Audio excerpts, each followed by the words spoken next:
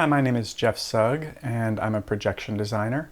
And today we're going to talk about projection technologies. First, we're going to do a brief history of how this all got started.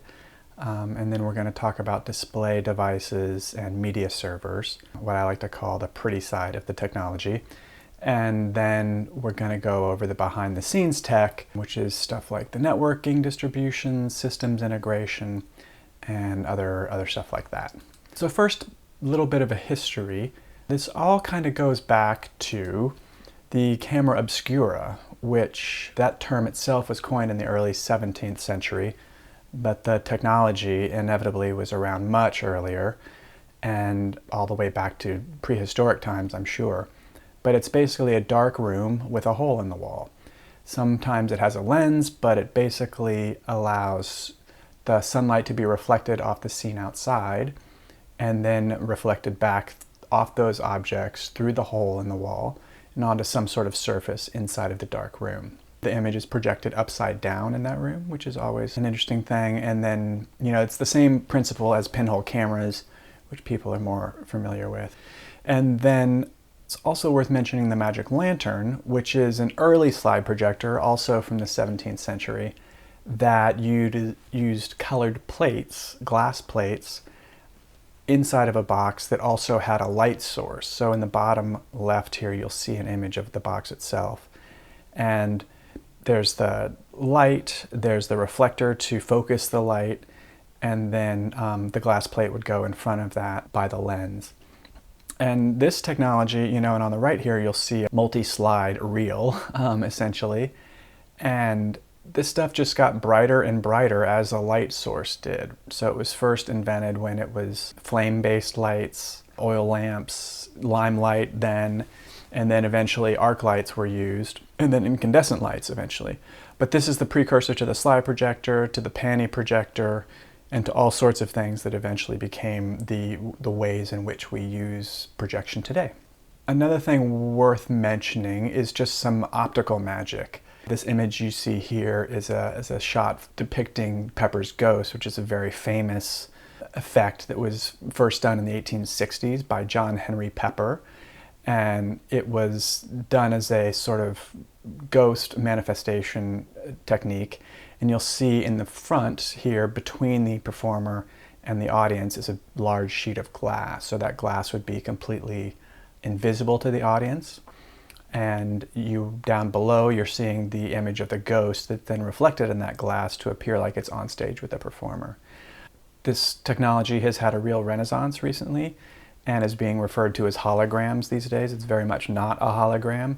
One thing that's interesting about it, just from a technical standpoint, is that you'll notice, like with this sheet of glass here, that you're creating an impermeable surface between the stage and the audience, right? So people can't, you couldn't stand on stage and speak directly to the audience and be heard. You would need to be mic'd and stuff like that. So it does create some issues for having an interaction between the stage and the audience. It also is very specific to sightline angles. And so in normal theater situations where you've got a wide variety of sightlines and balconies and stuff like that, it's a very hard gag to pull off. But I thought it's worth mentioning. Also here is, on the left, is Devant's disembodied spirit, and it has to do with using two-way mirrors. So you have a two-way mirror in front of the guy, and on the left, he's looking at himself in it, and then you light up the props behind it on the right, and they're revealed through the two-way mirror. So that's something that's an old thing that's been used a lot. And then on the right is a system called metempsychosis, and it's similar to Pepper's ghost in that it involves a reflected image off of glass, but it got to be a little more complicated in that it started using mirrors in addition. So in metempsychosis, part of the sheet of glass that's coming on stage is a mirror, and part of it's clear. So you can sort of make a fade in of the illusion as it comes on stage. So that's just a little something there. I also just wanted to go over some folks from the mid to late 20th century who have done some amazing work in projection and video in general. This is by no means an exhaustive list. It's just some of the artists that I found to be inspirational. And I'm just going to go over a couple of these first folks here. But these people are all worth looking up. Joseph Svoboda is a theater designer. Namjoon Paik is an artist who worked in TVs and a visual artist, sculptural artist. The Wooster Group is a theater company. Robert Lepage is a theater director. Jenny Holzer is an artist who does mostly text-based work, but has done some amazing things in sort of transforming space and making people think outside of their regular mode of understanding in regards to projection in space. John Jezerin is a theater maker, playwright, and designer. Laurie Anderson is a visual artist and singer who has done a lot of amazing work in multimedia. James Terrell is a light artist, as is Olafur Eliasson, who at the essence of light use projection and light manipulation in their work. But both of them I find their work fascinating and fantastic in regards to the use of lenses and mirrors and all sorts of things and manipulation of light. And here are some images of the Wooster Group. And on the top left is from a show they did called Brace Up, which is an adaptation of Three Sisters by Chekhov. On the right is a show called To You the Birdie that's about the Phaedra story. And on the bottom left is their version of Hamlet. And their work has really been seminal in the American theater for transforming the use of projection and specifically TV monitors on stage. As you'll see on the image on the right, there's a lot of work that they do with using TV monitors as windows into different aspects of the stage picture. And then on the bottom left, you'll see they just frequently take these large images from pre-existing movies or TV shows and stuff like that and use the projection of them in interaction with the live performance to create a sort of much more complicated, deeper construction. All right, so that's by no means an exhaustive history of any of those folks, but I think it's important to kind of remember where all this comes from. And what these people have kind of all done is increase the prevalence of projection and video in the world of live performance specifically, and then the visual art world in general. And what that's kind of done is open the floodgates for the rest of us to kind of come in there and continue this work. This sort of awareness that they've helped raise, coupled with the changes in technology, have worked in sync to really bring projection design into the mainstream, I think. So let's start talking about the tech. So displays and media servers. First we'll go over some stuff with displays. And the type of display that you use is both an aesthetic choice and a practical choice. You know, what is the feeling that you're trying to get across? What is the texture of the image? Is it soft and sort of diaphanous, or is it harsh and technical feeling? And then you really need to think about what is the space of the venue, right? Do you have room for projectors and their throw distances? And then budget, of course, becomes an issue with all of this technology-driven design. What is your budget, and how can you get the design ideas that you have done with the budget that you have? And you need to kind of go through these lists, and I think it's important to start with the ideas, the aesthetic ideas first, and then to get to the budget later. But you really need to think of all of these things in concert before you start specifying the gear. So some display devices, projectors. Projectors have been around a long time, as we just discussed, and they continue to get brighter and quieter, which are the sort of two things that make them most useful within the theater world. They need to be bright so that they can compete with theatrical lighting, but they also need to be quiet so that you can put them in the theater space. Baffling the sound of projectors is a very difficult and complicated and costly thing to have to do, so it's important to really be mindful of that as a real important component of the design as you get things together. The other thing just to be mindful of in regard to projectors is, you know, they create an image by pushing the light out of the projector itself and onto a surface, and then that surface reflects the light and therefore the image back to your eye. So as a result, the surface that you're projecting onto has a lot to do with how you see the projection. If it's white, the projection is brighter. If it's black, the projection is darker. If it's a matte surface, the projection reflects to a wider viewing angle. If it's glossy, the viewing angle becomes much more narrow. So these are important things to be aware of as you choose, you know, what you're projecting onto. And in this picture, you see a screen that actually isn't a projection surface itself. It's a muslin and linen screen that was used, but it's a surface that's very matte and allows the image to be seen well over a wide viewing angle.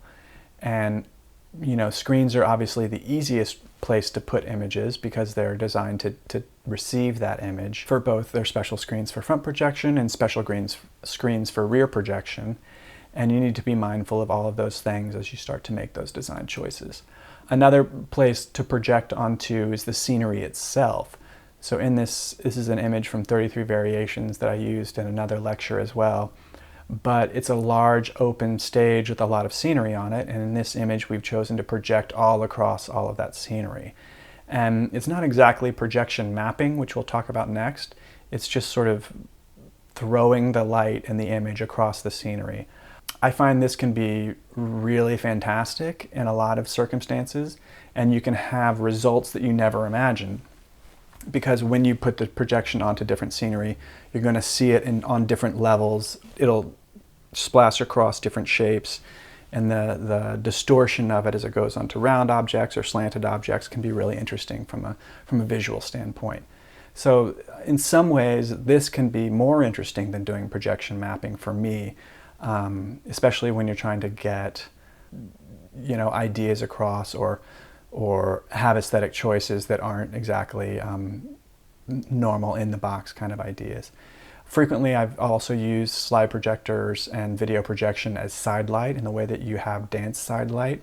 So you don't actually see the image on the ground or on the screen, you just see it on the dancers as they move through it. And that can be a very, very effective way of accenting the dancers' bodies and the shapes that they're making in space. So this is projection mapping, right? What is projection mapping? So it's basically when you point a projector or a bunch of projectors at different surfaces, but then you map the actual architecture of that space so that the projection raster lines up with specific pieces of the set or the architecture. And what you'll see here on this image is our test patterns that show how we've mapped these certain parts of the projected image onto these surfaces. So we've taken, and in this instance, we're using a 3D model in the media software so that we know where the ceiling is and project it as best we can so that we're not distorting the image onto that ceiling. When we spoke about projecting onto scenery, if you just push the image over anything that it hits, if that's a slanted surface like this ceiling, that image will distort over the edges.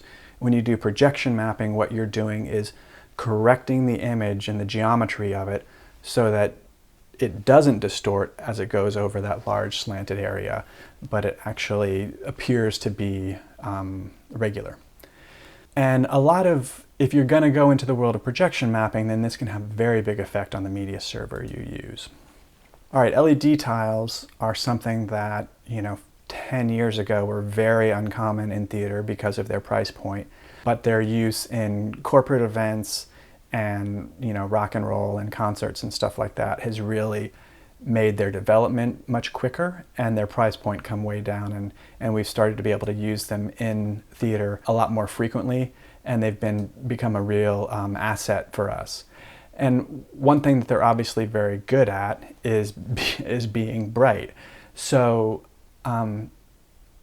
that allows us to work in much more bright lighting states, like you're going to find in musicals, and so that the projected or the image on the LED tiles can really stand up against those lighting states. Now, contrary to projectors where you're looking at reflected light, LED walls, you're looking directly at the light itself rather than that reflection. So not only do they appear brighter just because they are physically brighter, but they appear even brighter to your eye because you're looking directly into the light. And that's something that there are tools that you can use to mitigate and to offset that, but it's important to remember. In theater, we're running most of these LED walls that we use at around 20% to keep them dim enough to actually work with the lighting. And what that does is actually create more problems in the fade structure and how we can manage the black levels and the contrast levels to keep them looking good within that small range of their brightness. And here's just two more pictures. On the left, you see the backside of an LED wall, and on the right is the front, or most of the front, of that same panel.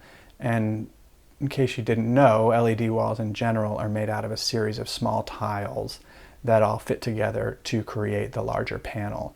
So in the image on the right, you can see each of those different numbered squares represents the tile. And we use grids like that to identify which tiles are malfunctioning, if that's happening, or to be able to track what's going on with the technical side of that. Some of LED wall tiles are made so that you can make curves out of them, others are flat. The tiles themselves are all controlled via another piece of hardware called an LED processor. So your media server will send the signal to that processor, and then that processor deals with cutting that image up to send to the array of tiles. Just as a side note, the quality of that processor itself has a lot to do with the quality of the image and how it's rendered, from everything from contrast levels to color balancing and stuff. So that's an important piece of gear in the chain of equipment to make sure that it's doing the job well. So that takes us to TVs and monitors. At this point, TVs are basically either being used as practical devices like props where you need to show a TV show or something in a play, or they're being used in these larger arrays so you can have a larger image that's made up of several smaller monitors.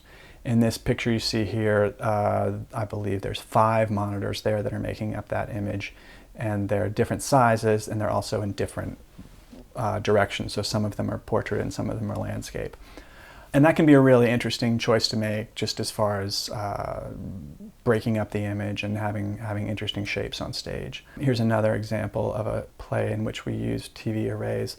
So in the top left, those departure boards are 3 separate TVs making a cohesive image together, and then along the bottom, I believe it's 5 or 6 TVs that are in one line and that all work together to make a single image.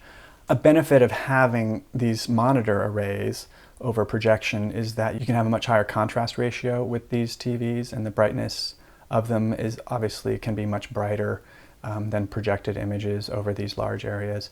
And resolution, when you have a lot of monitors, you're going to have a much higher resolution than you would if you were using a single projector for a piece. Similarly, they are much higher resolution than the LED walls that would make up that same square footage. And at this point, TVs are generally cheaper. You know, you can get a bunch of TVs for relatively little money in the grand scheme of these things. And so you can get a sort of bright bang for your buck with that sort of thing. The important thing to consider, though, is that they do require additional outputs from your server. So, you know, you're either using a single output for each TV, or you're getting a single output and then splitting it between 4 TVs. There's some hardware pieces that do that, but it's a lot more outputs than a single projector. So that's always something to consider as you're trying to make the assessment of which technology is the best for your show. So that gets us to media servers. So what is a media server? It's basically the tool that allows you to organize, queue, and present the content in a repeatable fashion. So I break them down into 3 main categories. There's the timeline-based media servers, where you're putting the content and the cues into a timeline, similar to a piece of editing software like Premiere. And then you have keyframes within that allow you to adjust the content and its parameters as you need.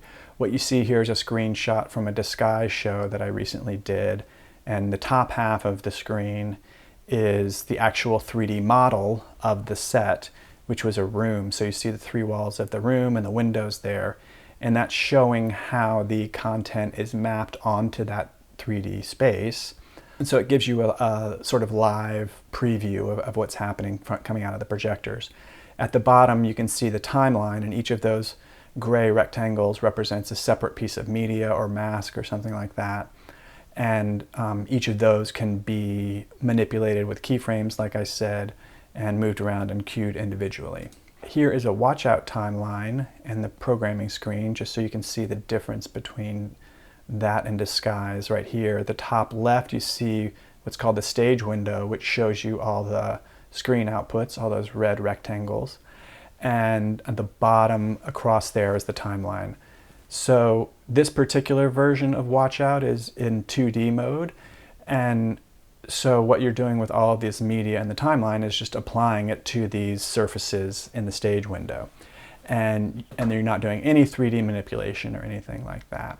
At the bottom of the image, you'll see those purple markers, and those are control cues that can trigger or be triggered by various devices. You can control projectors or have, triggers that let the cue itself be triggered by MIDI show control and stuff like that. So those are how you would do all that interface.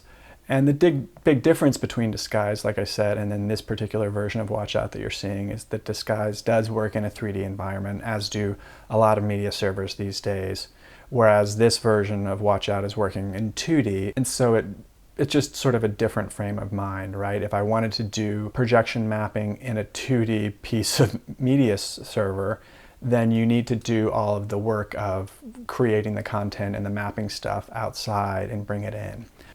Right, do you need a media server that's doing 2D, or do you need a media server that's doing 3D? The next type of server is a queue stack based, and this is where you're basically working in a list and going from one state to another, and each line is a distinct change in that content. So here's a QLab show that I have, and QLab was originally an audio playback platform, and it still maintains all of those functions. When they added video, they also maintain that sort of queue stack that they originally designed for the audio functions. And so that now applies to the video components of the show as well, or at the software. So each of these lines represents a separate cue point and a separate type of cue action. It's either playing a piece of media, it's fading a piece of media, there's some animation that you can do with it. QLab is a fairly simple piece of software for video, and that doesn't allow you a lot of manipulations, but it's pretty stable, and as long as you're making the content outside of it, it's a good way to run a show. It's also a great way to run multiple devices or multiple things together, so you can put audio cues in here as well. On smaller shows where you've got a lot of stuff going on and not necessarily a lot of people, I choose to use QLab as a master trigger for all of the various components of the show. So I will have QLab running and triggering the lighting board, and it'll also maybe be playing the audio cues out of it, but then it'll also be triggering a different media server with just MIDI show control triggers, so that you can have everything controlled from one go button. It speaks a lot of different protocols, and so it's very useful in that regard. And then the last type of media server that we'll go over is a node-based. And they're closer to a programming environment, I would say. And the user creates a signal flow for the cues in which a host of attributes of the content can be changed and manipulated. So here you'll see what that kind of looks like in Isadora. This is an example when I was actually using Siphon to pull video in from another source on the same computer. But this shows you can crop the image, you can mix the image together with another image. So it's a very, very malleable way to program a show.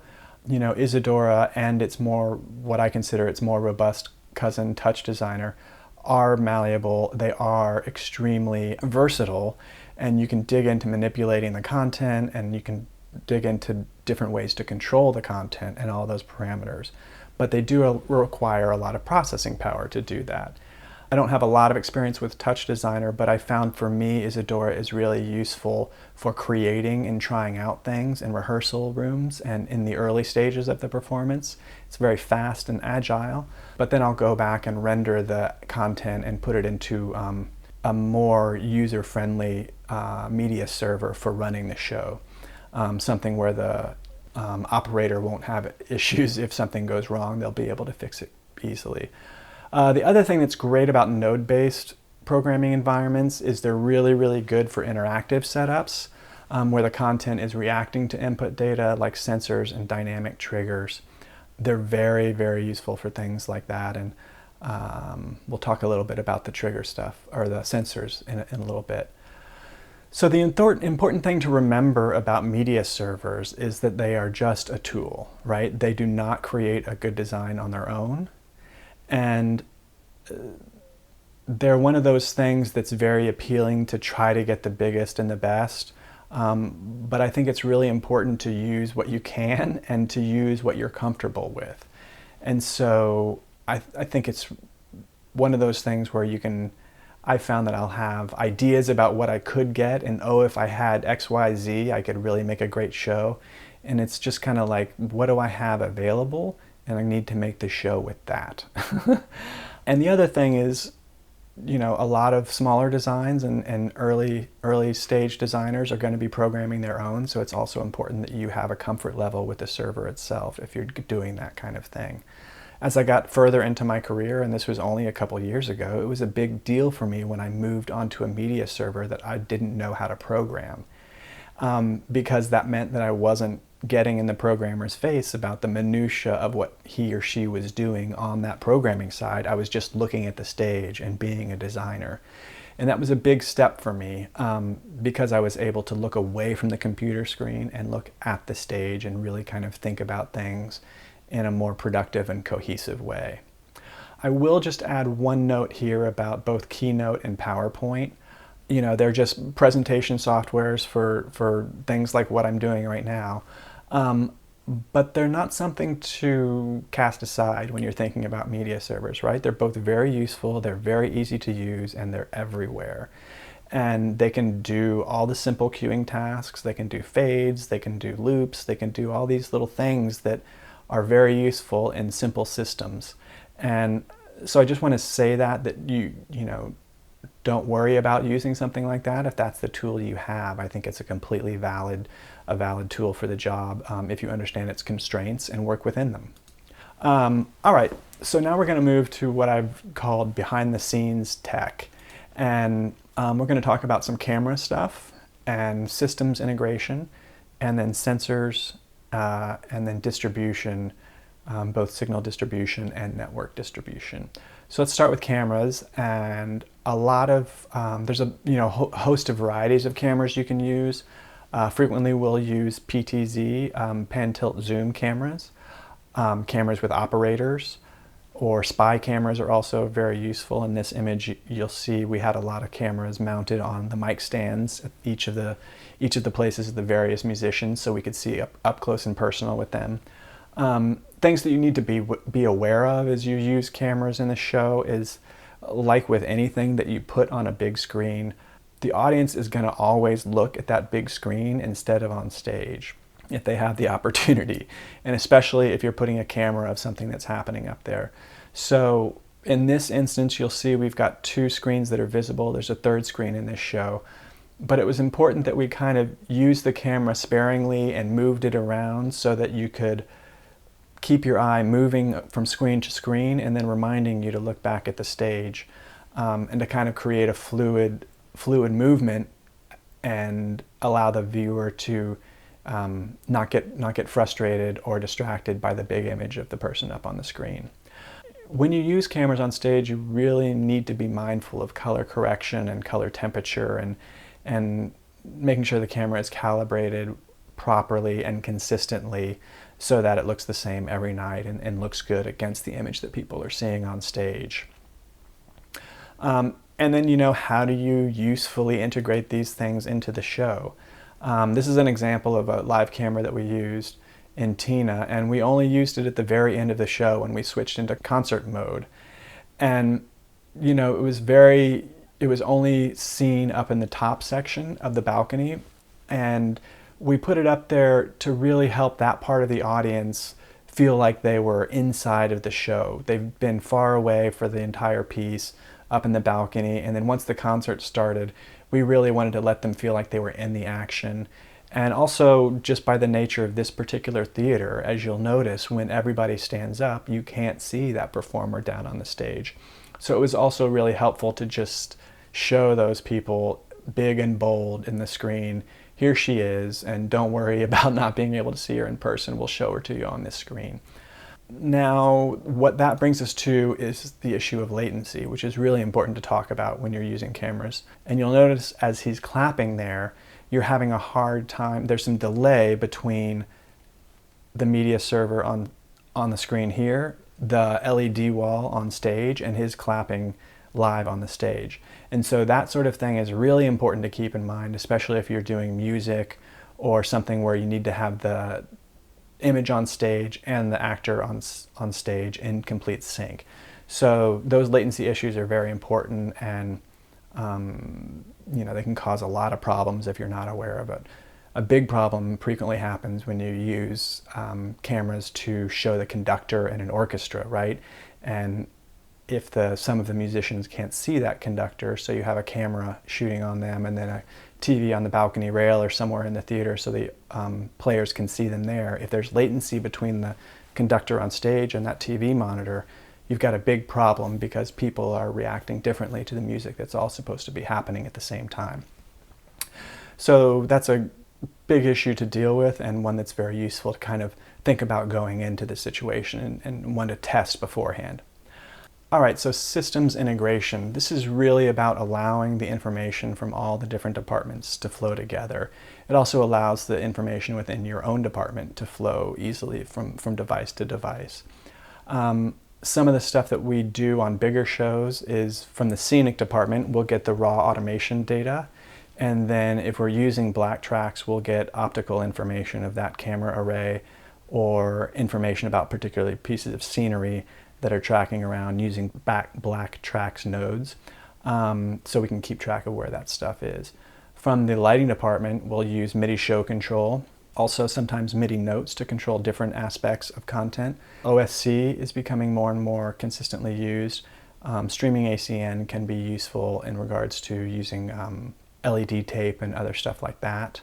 ArtNet is also useful, and then just straight up network, right? We want to be able to, if we are, an instance of that is where if we're using small pieces of content that the lighting desk is actually running, it's more useful if we can just push that content to them over the network than having to drop it on a drive and then carry the drive down and do things like that. Similarly with the audio department, there's a whole lot of interactivity that we have, and we'll use SMPTE timecode, we'll use MSC, MIDI notes, OSC, and then just network interaction with that company or with that department too. And then within the video department itself, there's the network of computers that we have, but we're also doing control of the projectors, and we're doing camera controls and other things like that. So there's a lot of device control that we're doing within our own department in addition to the things that we're doing with other departments. So I mentioned black tracks a second ago. Here's an example of some black tracks being used. So black tracks is basically a system that is an infrared camera array that looks at the stage, and then you also include infrared beacons, as they call them. And so the black tracks camera array sees those beacons and then uses those beacons locations to make choices. In this particular choice, there's 6 beacons on each of these panels, and Disguise is then taking those 6 beacon points and saying that makes a screen, so let's put content onto those screens. So those panels are being projected on, and those guys can move them anywhere they want, and the cameras track the beacon locations, and then Disguise says, let's put this image onto those screens. So it's very useful in that it allows you to keep track of things or people over the stage area, and then to make choices about what that data is being used for. Outside of black tracks, other sensors can be used for, and it's a whole host of sensors, and it's basically being used to track and react to dynamic incoming data. And that can be automation data, that can be IR sensors, like in the case of black tracks, or other IR sensors. It can be proximity sensors, it can be mechanical switches, it can be optical sensors. The list is very long of all the different types of things you can bring in, but stuff becomes very powerful and can be used for controlling the content, but can also be used in safety applications, So, there's a whole lot of stuff that you can do with that. It can be a lot of fun to get into it. Outside of theater, this stuff is used really a lot in museums and installations. And there's a lot of folks that have been doing some really cool stuff in the dance world, where you can have sensors tracking dancers and their bodies and having the content react to that and make interesting stuff there. All right, so that's a very brief touching on of sensors. Distribution and networking. So as we moved in the theater world from BNC composite systems on standard low-def cables into more completely digital systems that are pushing network data and 4K video signals and KVMs for us to control all those computers from remote locations, the demands of the distribution systems have dramatically increased. So as a result, in larger shows, we've come to a situation where all of these serious systems are based on fiber optic networks. And then those fiber optics networks are the backbone through which this host of signal types can be carried. In general, what that allows for is a very comprehensive single distribution system that's that backbone, and then you can carry all the different various signals through that fiber. Standard network data, video signals, audio signals, and other stuff can be pushed around the theater a lot more easily, and then you can decide what you're doing with that at the nodes, at the locations where those pieces of data are needed. So what you're seeing here are just two layout maps of a video system and where all that stuff is going. These don't show the fiber networks, but they do show the distribution of the signal and various other data transmission networks over the course of this system. And then, not in this particular case, but in other cases, is where all of that would then go into a box that would turn it into a fiber optic signal and allow you to push that around through one comprehensive backbone. All right, so that gives us a pretty brief overview of this behind-the-scenes technology, and that stuff just keeps changing and growing over time. It's very interesting, but it's also a sort of a rabbit hole of technology that you can really get sucked into and drawn away from the art making. So I think it's important to be aware of this stuff, but to also remember that, like the media server, these things are just tools that are hopefully there being used to help you make a better show. So now I just wanted to take a few minutes to kind of go over a summary of what we've talked about. And the first thing is choosing your technology, right? That has to do with the intentions of your show and the aesthetic desires that you have. Like I said, with projectors versus LED tiles, with cameras versus pre-record, all these kinds of choices have to do with a specific design structure that you've come up with the director and other designers and what you're trying to get across. Working within constraints, now that you've made those designs, you're also then going to have to deal with a budget.